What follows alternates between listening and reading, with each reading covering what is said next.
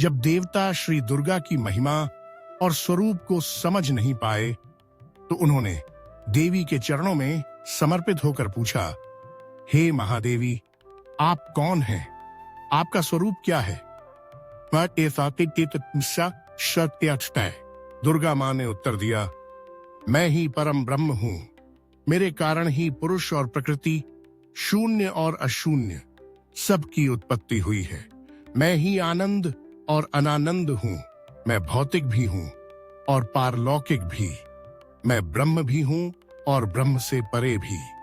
मैं पंच महाभूतों पृथ्वी, जल, अग्नि, वायु और आकाश का भी स्वरूप हूं और इन सबसे भिन्न भी। मैं ही संपूर्ण ब्रह्मांड हूं। मैं वेद और आगम हूं। मैं विद्या भी हूं और अविद्या भी। मैं ही रुद्र शिव के अवतार में, 8 वसु में, 12 आदित्य और विश्व देवों में व्याप्त हूं।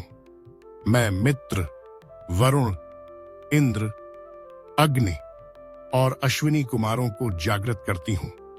मैं सोम, त्वष्टा, पूषा और भग का भी आधार हूं। ब्रह्मा, विष्णु और महेश, ये तीनों शक्तियां केवल मेरी इच्छा से ही कार्य करती हैं। यज्ञकर्ता के लिए मैं ही सोम और हवि को धारण करती हूं। पूजा, अर्चना, संकीर्तन सभी अनुष्ठान मेरे ही लिए हैं। मैं ईश्वरी हूं, इस संपूर्ण सृष्टि की सर्वोच्च स्वामिनी। मैंने ही इस समग्र आकाश की रचना की है।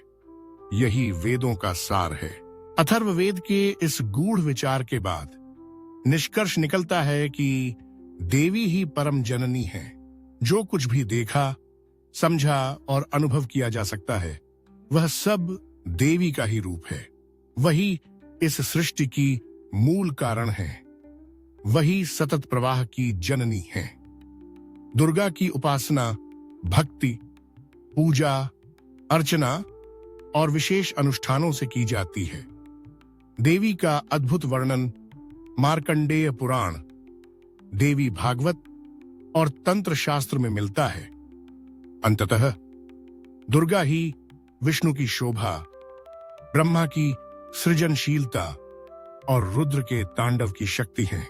देवी दुर्गा समस्त अस्तित्व की आधारशिला है। आदि शक्ति, परम चेतना।